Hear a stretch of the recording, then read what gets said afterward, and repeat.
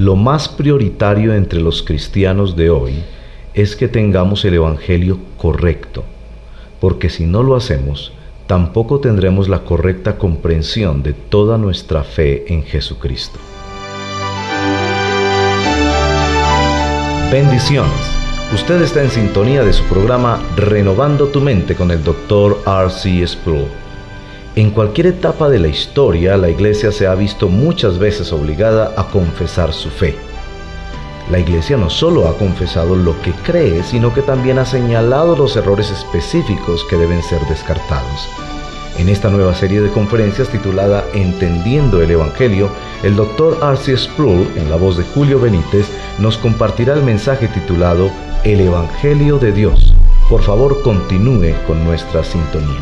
En febrero de 1998, hubo una reunión en Washington en la que participaron líderes evangélicos muy consternados sobre asuntos de controversia surgidos en los últimos años acerca del Evangelio y la doctrina histórica de la justificación solo por la fe. Estos diálogos entre líderes evangélicos y miembros de la Iglesia Católica Romana en los Estados Unidos generaron la publicación de acuerdos en asuntos de la fe, declarando la unidad de la fe en el Evangelio, lo cual ha provocado cierta tensión con otros evangélicos que no estaban de acuerdo con tal declaración de unidad. En esta reunión realizada en Washington, participaron representantes evangélicos que habían tenido diálogos con teólogos de la Iglesia Católica Romana, así como los que no estaban satisfechos con algunos argumentos surgidos en estos diálogos. En esta reunión llegaron a un consenso respecto a la existencia de algunos problemas actuales en el mundo evangélico relacionados con la desintegración de la unidad que ha sido fraguada desde la época de la Reforma Protestante del siglo XVI, unidad que había permanecido sólida por 450 años antes. Pero podemos apreciar grandes diferencias en varios puntos teológicos entre las iglesias evangélicas. Sin embargo, a pesar de estas diferencias teológicas, siempre ha habido un sentido de unidad y de camaradería en lo concerniente a la afirmación central de la doctrina de la justificación solo por la fe, que a través de la historia ha sido considerada por los evangélicos como la esencia del Evangelio del Nuevo Testamento. Entonces, los líderes que se reunieron en Washington en febrero de 1998, manifestando que lo que en realidad necesitamos en el mundo evangélico es intentar restaurar la unidad histórica y procurar esa unidad con un consenso en su fe en el Evangelio.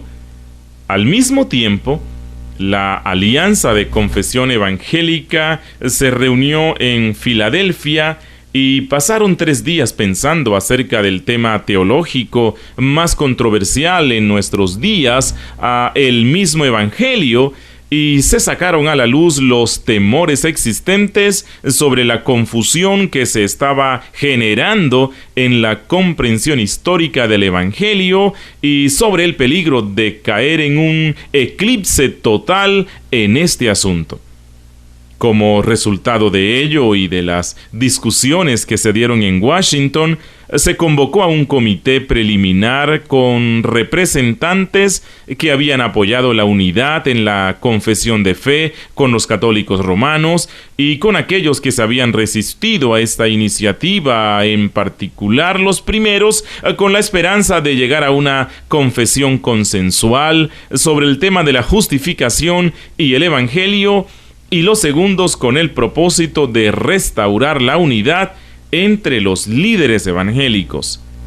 Este comité preliminar se ha estado esforzando por aproximadamente 1 año o un poco más, reuniéndose para trabajar juntos en la producción de un documento que contenga la confesión del Evangelio y de la justificación solo por la fe. y me regocija anunciarles que se pudo cumplir esta iniciativa.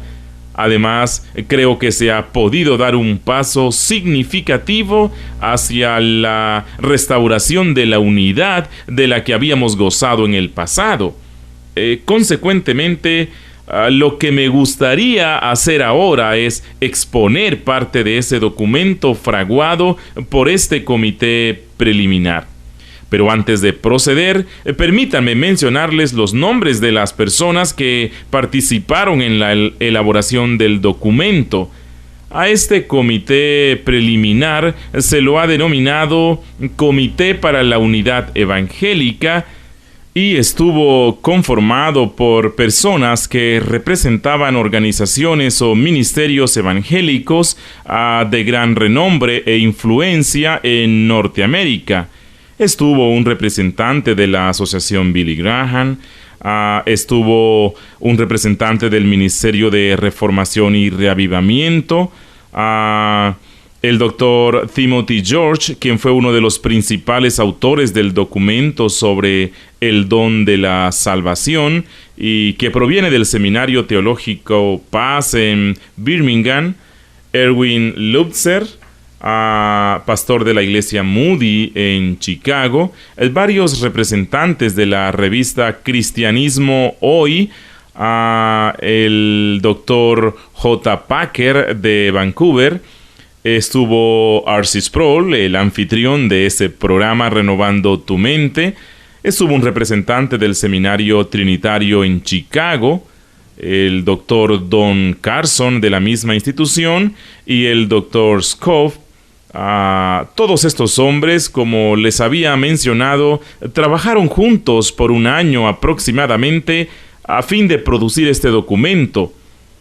El mismo ya está circulando entre los líderes evangélicos prominentes con el objeto de conformar un comité nacional que continúe con su elaboración y se lo ha llamado el Evangelio de Jesucristo, una celebración evangélica. Este documento se divide en dos partes. La primera parte es un preámbulo escrito en varias páginas acerca de los puntos claves de la fe en que existe consenso y también contiene la manifestación popular acerca del contenido del Evangelio. Cuando hablo de manifestación popular, me refiero a que es una explicación del Evangelio en el lenguaje de los laicos que procura evitar la existencia de argumentos teológicos y técnicos. La segunda parte del documento intenta proveer una confesión en un lenguaje teológico más preciso, siguiendo el formato de afirmaciones y negaciones. En esta serie de conferencias me gustaría exponer estas afirmaciones y negaciones claves del Evangelio bíblico. La idea de las afirmaciones y de las negaciones es contar con una confesión equilibrada, con un argumento positivo seguido por la negación de lo que se contrapone a estas afirmaciones. Y parte de la razón de ese formato es que en nuestros días, con una fuerte influencia de la filosofía del relativismo y del pluralismo, hemos descubierto algo extraño que emerge de la comunidad cristiana, diferente a la de 2000 años atrás de su historia. Me refiero a que las personas afirman lo que ellas creen, pero por otro lado, les parece políticamente incorrecto negar lo contrario de la verdad. Existe la relativización de la verdad, por lo que una persona puede decir: yo creo lo que creo y esa es la verdad para mí. Si usted cree lo contrario, eso también está bien, pues esa es también la verdad para usted. En cualquier etapa de la historia de la Iglesia, al verse obligada en medio de amenazas de los herejes a confesar su pública fe, no solo confesaba lo que creía, sino que también señalaba los errores específicos que debían descartarse. Esto, por ejemplo, sucedió en el Concilio de Nicea y el de Calcedonia. así como en otros eventos importantes en la historia de la Iglesia. Con esta introducción vamos a centrar nuestra atención en el contenido de las afirmaciones y negaciones del documento. La afirmación número 1 es: afirmamos que el Evangelio confiado a la Iglesia es en primera instancia el Evangelio de Dios. Dios es el autor del mismo y Él nos la revela en y por su palabra. Su autoridad y verdad descansan en sí misma. En lo concerniente a la negación número 1, dice: negamos que la verdad o autoridad del Evangelio proviene de cualquier intuición o invención humana.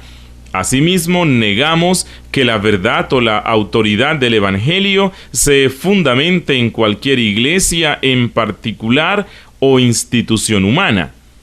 Esencialmente, lo que se afirma en este primer artículo es la autoría y pertenencia del Evangelio en Dios mismo.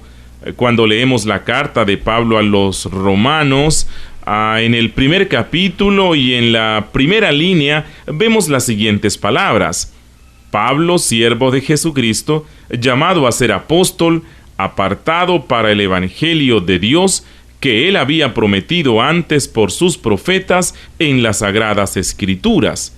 Cuando se refiere al Evangelio de Dios, la estructura gramatical en el original griego nos indica que el apóstol quiere decir que el Evangelio o las buenas nuevas no son meramente un mensaje acerca de Dios. Ciertamente es un mensaje sobre Dios, pero la palabra de en esta porción es una forma de adjetivo posesivo que implica que el Evangelio le pertenece a Dios. Es el anuncio de Dios, es su mensaje. Dios es el autor genuino del Evangelio, y también vemos en nuestro lenguaje actual una estrecha relación entre la palabra autor y la palabra autoridad. La palabra autoridad contiene la palabra autor. Dios es quien declara el Evangelio en primer lugar. El Evangelio es el mensaje de Dios. Él es el autor original y, como dueño y autor del Evangelio, es el único que otorga al Evangelio su autoridad permanente. De modo que el mensaje que hemos estado proclamando como cristianos, al que hemos puesto el nombre de Evangelio, no es una simple idea sacada de algún profesor de religión de la antigüedad.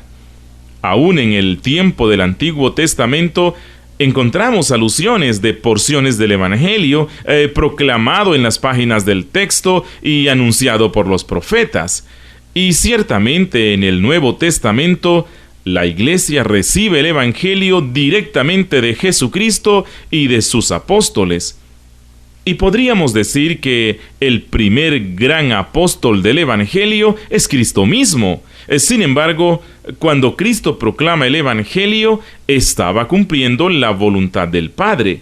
Era el Padre quien autorizó a Jesucristo proclamar el Evangelio a sus contemporáneos. Jesús dijo: las palabras que yo hablo, no las hablo por mi propia cuenta, sino que el Padre quien mora en mí, Él hace las obras. De modo que aún el Evangelio que recibimos de Jesús finalmente tiene su autoridad en Dios mismo.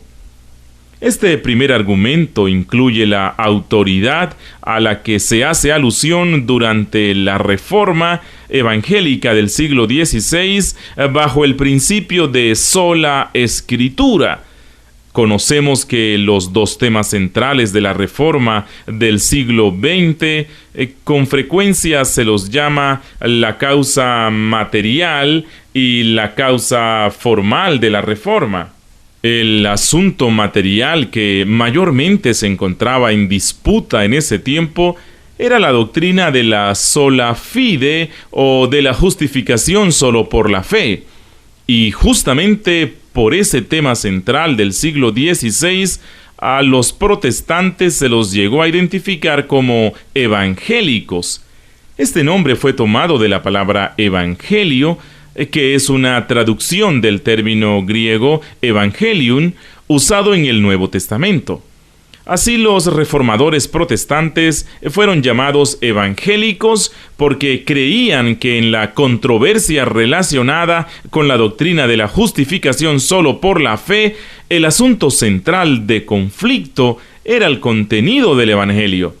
Pero obviamente el trasfondo en toda esta controversia se encontraba en la disputa acerca de la autoridad. ¿En qué áreas Lutero se atrevía a marcar sus diferencias con la enseñanza de su iglesia madre? En debates que tuvieron lugar en varias ciudades alemanas con el cardenal Cajetan y con Eck, Lutero se vio obligado a admitir públicamente que, según su juicio, era posible que el Papa cometiera errores, que las autoridades eclesiásticas erraran, y afirmó que le gustaría cambiar su postura sobre la justificación si se pudiera demostrar que su enseñanza no concordaba con el texto de la Biblia. Para Lutero, la autoridad monumental eran las Escrituras y solo las Escrituras. Recordemos el tiempo de crisis en la Dieta de Worms, cuando Lutero fue sometido a juicio y fue convocado a retractarse de sus enseñanzas.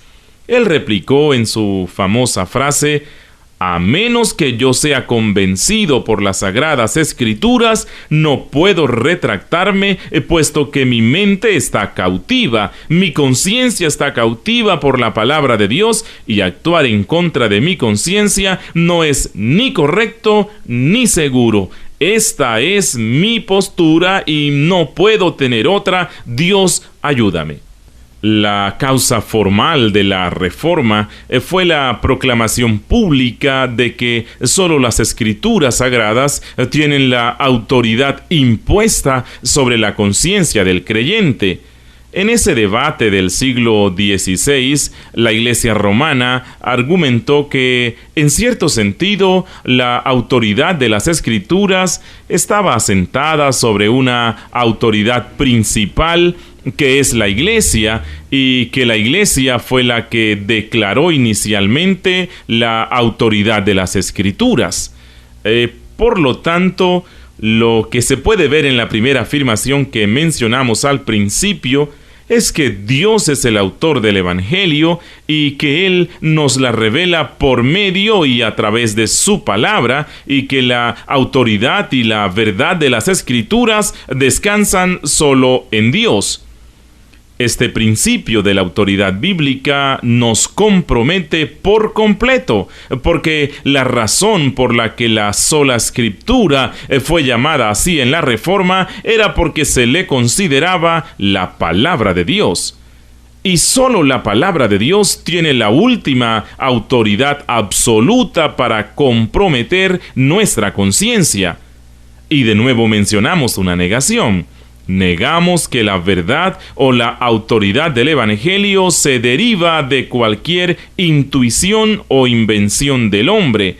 Asimismo, negamos que la verdad o la autoridad del Evangelio descansa en la autoridad de cualquier iglesia en particular o de cualquier institución humana. La autoridad de las Escrituras descansa en Dios y solo en Dios. Permítanme solo tomar un momento para hablar acerca de las ramificaciones prácticas de esta afirmación. Cuando predicamos o declaramos el Evangelio, lo hacemos bajo la tutela de la autoridad divina. Yo no puedo invitar a nadie a creer en Jesucristo como su Salvador basado en mi propia autoridad. Más bien, cuando predicamos el Evangelio, nos convertimos en simples mensajeros y embajadores que comunicamos el mensaje originado en Dios mismo. Esto es lo que Pablo está diciendo al comienzo mismo de su epístola a los romanos. Él va a dedicar toda su epístola a la exposición del contenido del Evangelio, y Pablo comienza identificándose a sí mismo como un apóstol llamado por Dios, separado por Dios, y que está proclamando un mensaje que no es invención de Pablo, que esa autoridad apostólica de Pablo no es la autoridad final, sino que la máxima autoridad es el Evangelio de Dios. Dios es quien declara el Evangelio, Dios es su dueño, Dios le da su autoridad. Yo había mencionado antes el problema que habíamos tenido en años recientes en el mundo evangélico, no solo en la cuestión de la unidad en el Evangelio, sino también y aún con mayor importancia, la cuestión prioritaria de nuestra comprensión del contenido del Evangelio. En encuestas realizadas entre personas que profesan ser evangélicas, me he informado de manera alarmante que se manifiesta una ignorancia bastante amplia sobre lo que es el Evangelio, su contenido, sobre las buenas nuevas, por qué son buenas nuevas y qué significa creer en el Evangelio de Jesucristo. Por lo tanto, lo que estamos viendo en este documento que se ha elaborado es una presentación no solo del origen del Evangelio, sino también del significado del mismo, porque lo más prioritario entre los cristianos es que tengamos el Evangelio correcto, porque si no lo hacemos, tampoco tendremos la correcta comprensión de toda nuestra fe en Jesucristo.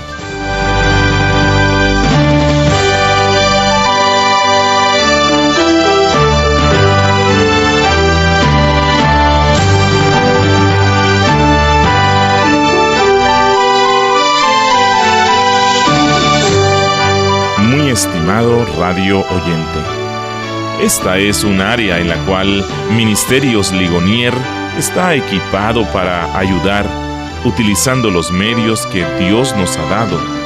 Con la actual crisis en el matrimonio, no solo en la cultura, en la vida civil, sino en la iglesia, estamos cargando todas las baterías en nuestras comunicaciones para llevar el mensaje de la palabra de Dios.